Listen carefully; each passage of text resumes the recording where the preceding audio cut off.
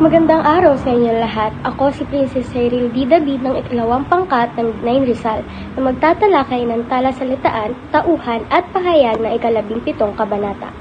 At ako naman po si Shadow Ariel Pangan para magtalakay ng buod at aral sa ika-17 kabanata. Ang mga tauhan. Simulan na natin. Ang mga tauhan na nakapaloob sa kabanatang ito ay sila Crisostomo Ibarra, Teniente Guevara, Don Rafael, Padre Damaso, Piloso Potasio, Sisa, Crispin at Basilio. Ang talasalitaan. Magtungo naman tayo sa mga talasalitaan ng ika-18 kabanata. Bulong. Ang ibig sabihin nito ay anak ng kalabaw o baka. Ikinabuwal. Ibig sabihin ay natumba o napahiga. Punglo. Ang ibig sabihin nito ay bala. Tagapastol, tagapag-alaga ng hayop. Ang pahilom, gamit panggaling ng sugat. Ang buod. Maraming salamat, Cyril, sa iyong pagtalakay. Ngayon naman ay talakayin natin ang buod na ika-17 kabanata. Nang buksan ni Sisa ang pinto, tumambad sa kanya kaawa-awang itsura ng anak na si Basilio. Niyakap siya ni Basilio kahit wala na itong lakas. Humagulgol pa ito na makitang tumulo ang dugo sa noon niya. Inilihim ni Basilio sa ina ang nangyari kay Crispin. Isinalaysay naman niya ang nangyaring pagtakas dahilan kung bakit naraplisan siya ng bala ng baril sa noo. Agad nagkinamot ni Sisa ang sugat ni Basilio habang ikinikwento ang pangyayari na walang pera. Sinisigurado nitong wala siya nababanggit tungkol sa pananakit ng sakristan mayor sa kapatid niya na si Crispin. Nalaman ni Basilio na umuwi ang ama sa kanilang bahay bagay sa kinakabahala nito. Lingid sa kaalaman ni Basilio ang pananakit ng ama sa ina. Para kay Basilio ay masabuti pang wala na lang ang ama nito. Masaya na siya basta't kasama ang kanyang kapatid at ang kanyang ina. Sa pagkakaidlip ng karoon ng masamang panaginip si Basilio, nakita niya ang kanyang panaginip ang pambubugbog ng kura at mayor sakristan kay Sisa hanggang sa wala na itong maramdaman. Narinig ni Sisa ang ungo ng nanaginip na si Basilio. Nang tanongin ni Sisa ang panaginip ng binata ay hindi ito nagsabi ng totoo. Sa halip ay nag-imbento siya ng ibang panaginip. Ipinayag ni Basilio sa ina kanyang plano na tumigil na magsilbi sa simbahan. Sa halip ay pupunta siya kay Ibarra upang mamasukan bilang pastol ng mga baka at kalabaw niya. Iapasok naman niya ang kanyang kapatid na si Crispin kay Tasha. Inilahat ni Basilio ang napakagandang plano niya para sa kapatid at ina. Taluhan na lang si Sisa nang mapansin wala ang ama sa mga plano nito. Mahigpit na nagyakapan ang dalawang mag-ina. Ang magandang pahayag. Magtungo naman tayo sa magandang pahayag ng kabanatang ito. Ang wika ang siyang nagsisilbing daan ng kaluluwa ng tao. Kung ang kanyang wika ay di kayang salamin, ilalatag sa kanya ng lipunan, nararamdaman niyang siya'y isang latak lamang ng langit. Ang pahayag nito ay nagpapahiwatig ng kahalagahan ng wika sa pagpapahayag ng identidad at pagkakakilanlan ng isang tao. Sinasabi nito ang wika ay hindi lamang isang simpleng komunikasyon, kundi isang daan rin upang maipakita ang kalooban at kaluluwa ng tao. Kapag ang isang tao ay hindi kayang gamitin ang kanyang wika sa paraang nararapat o hindi respetado ng lipunan, maaaring maramdaman niya ang kawalan ng kanyang pagkakakilanlan at halaga. Ang aral. Ngayon naman ay aling talakayin ang aral sa kabanatang ito. Dito may kita ang pagiging pagmamahal at responsableng anak ni Basilio. Mayroong pangarap at napagandahin ang pamumuhay ng kanyang mga magulang at pamilya na ating dapat tularin bilang isang mga kabataan. At doon na lang tatapos ang ika-17 kabanata. Tayo naman ay tumungo sa ika-18 kabanata ng No Limit Tangere.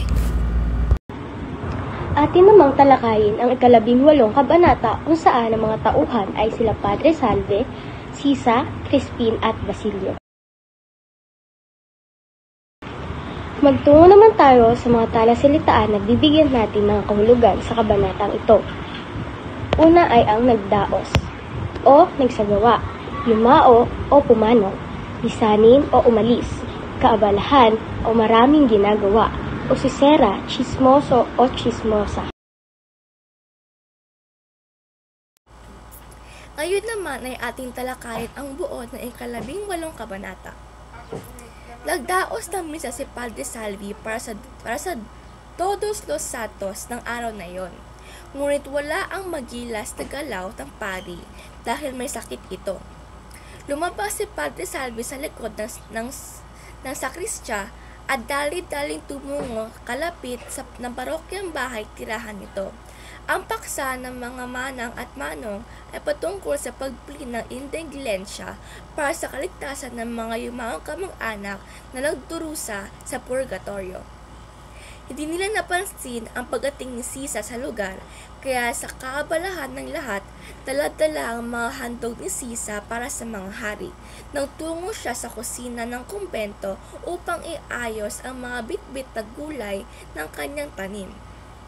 Nakausap niya ang tagaluto at nalamang may sakit ang pari kung kaya't hindi niya ito makakausap. Ikinagulat din niya ang balitang pagtakas ni Crispin kasama ang kanyang kapatid na si Basilio.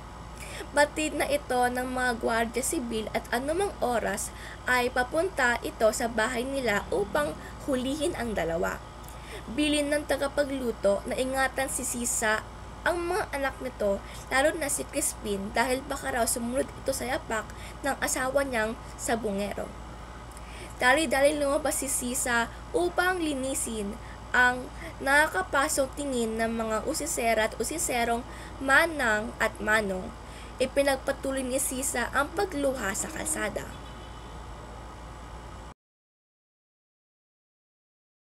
At para naman sa magandang pahayag sa kabanatang ito, ang pagmamahal ng pag-aalaga at pagmamahal sa bayan ay hindi lamang nasa salita, kundi sa gawa't puso rin. Ang pahayag nito ay nagpapahiwatig ng kahalagahan ng tunay na pagmamalasakit at pag-aalaga sa bayan. Hindi sapat na ang tanging pagpapahayag ng pagmamahal sa pamamagitan ng salita lamang, ngunit dapat ito masalamin sa mga kilos at nasa puso ng bawat mamamayan.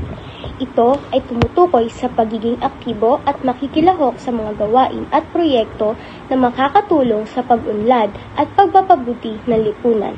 Ang tunay na pagmamahal sa bayan ay dapat na nanggagaling sa puso at pinapakita sa pamamagitan ng mga mabubuting gawa.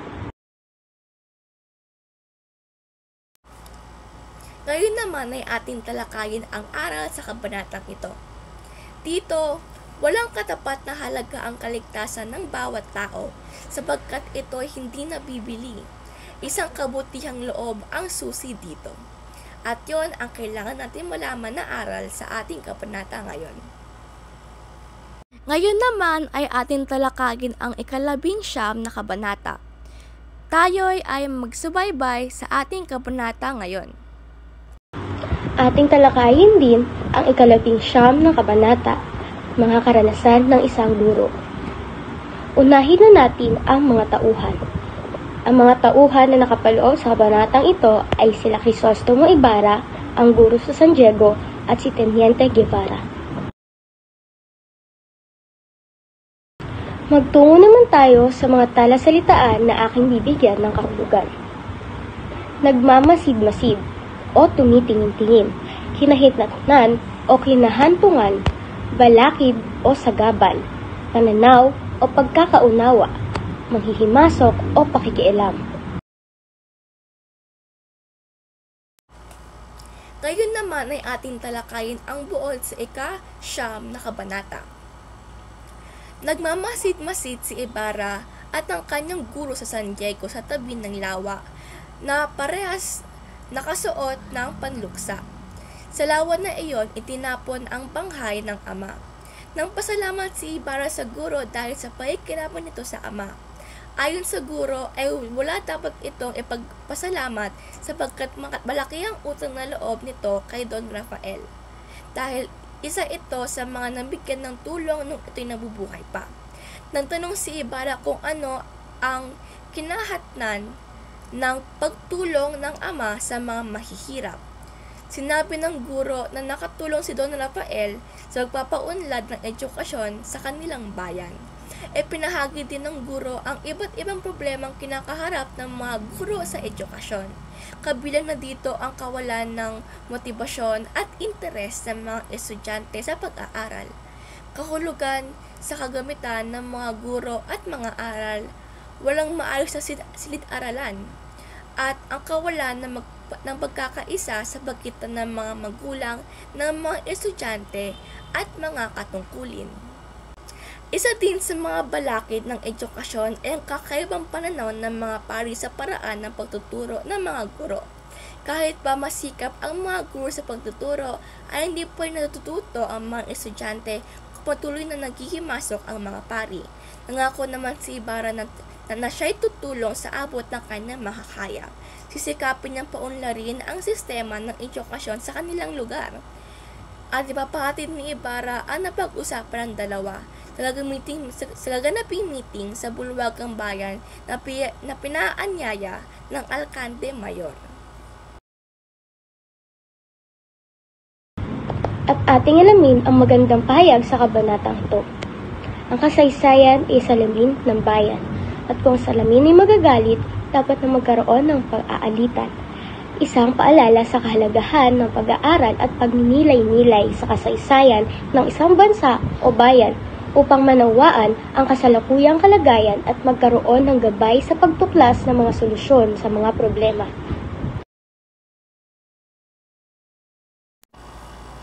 Ngayon naman, ang aral sa ating kabanata ngayon ay huwag maging inggit sa buhay ng iba dahil ang bawat araw na nadarating ay mayroong kasamang bagong pag-asa at biyaya na ating dapat isabuhay sa ating pagtanda.